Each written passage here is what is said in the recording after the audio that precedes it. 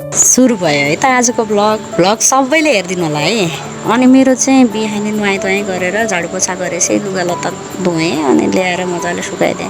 मेरो बिहानीको सुरुवात चाहिँ थाइरोइडको औषधिबाट हुन्छ के गर्ने हो, मेरो सानो भएर केही हुँदो रहेछ, रोगिनी भइयो। अनि मेरो चाहिँ फ्रिज पनि बिग्रिएछ, खोइ किन भएको यस्तो बरफ जम्छ दिनभरि गर्मी हुन्छ। अनि मैले पानी सानी भरेँ फ्रिजमा राखिदिएँ।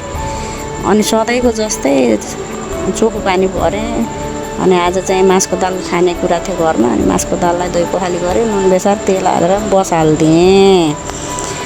उता पाक्छ अनि यता छोरालाई मलाई काम सहयोग गर न हौ छोरा, त म भाँडै घोप्टा छैन भने उसले कति मजाले घोप्टाइदिएछ क्या।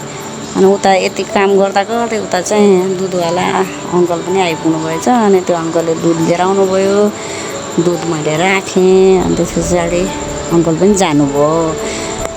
त्यस पछाडि चाहिँ आज अब घरमा मासु ल्याउने कुरा थियो नि त।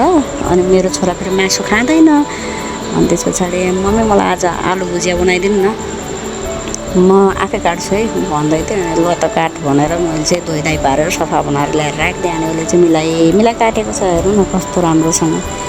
काम चाहिँ दिनुपर्छ कि केटाकेटीलाई, जस्तो सक्छ नि त्यही दिने। अनि त्यसपछि यता आलु भुजिया बनाउनको लागि चाहिँ कराही बसाएँ, तेल रन्काएँ। अनि त्यस पछाडि मेथी खुर्सानी हालेर आलुलाई पनि चाहिँ पारिदिएँ, हेर्नुहोस्। अनि त्यो दुईवटा बाबुलाई हो कि आलु चाहिँ। अनि नुन बेसारहरू यता उता सबै थोका हालिदिएँ है। अनि राखेँ। अनि उतातिर चाहिँ फेरि भान्जाले मासु पनि ल्याउनु भएछ, मासु ल्याउनु भयो। अनि म फेरि मासु धुन्छु कि मलाई फोहोर लाग्छ, खै कस्तो ठाउँमा बनाएको जस्तो लाग्छ। अनि मासु चाहिँ मैले पहिले नै नुन बेसार तेल हालेर मजाले मोलेर एकछिन छोपेर राखिदिन्छु के। त्यो गर्दा खै मिठो हुन्छ भन्छन्, मलाई मिठो पनि लाग्छ कि वास्तवमा। अनि उतातिर चाहिँ मैले कुकर बसाएँ, कुकर पनि मजाले तात्तिएछ। अनि त्यही तात्तिएको कुकरमा मासुलाई झ्वाइँ पारेर हालेँ। मासुमा म तेल हाल्दैन कि पछि फेरि जे छ त्यही अघिकै हो। अनि त्यस पछाडि मासु हालेँ मजाले।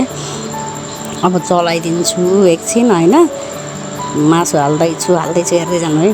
यो मासु यति मिठो भएको थियो नि, तेलै नहाली बनाएको भन्नुभयो होला, तर तेल नहाले पनि मिठो चाहिँ भएको थियो है। आएको पाहुनाले भन्नुहुन्थ्यो है, अब आफ्नो बयान आफै गर्नु त भएन, खाएकोले भन्नुहुन्थ्यो। अनि मैले मासुलाई मजाले चलाइदिएँ कि, अनि छोपछाप पारेर बसाइदिएँ। त्यसपछि हेर्नु त यता मरमसला तयार गरेँ। अनि मासुलाई चलाएँ एकचोटि खोलेर। अनि मरमसला तयार भएपछि यसमा चाहिँ खासै केही छैन, जिरा लसुन खुर्सानीको पेस्ट हो। अदुवा चाहिँ म खाँदैन नि त। अनि यता फेरि अचार खानु पऱ्यो त, अम्चुरको अचार तयार गरेँ क्या। अनि मेरो यी शाकाहारी छोरोलाई दाल भात तरकारी अचार तयार गर्थेँ, उसलाई चाहिँ मासु गनायो अरे।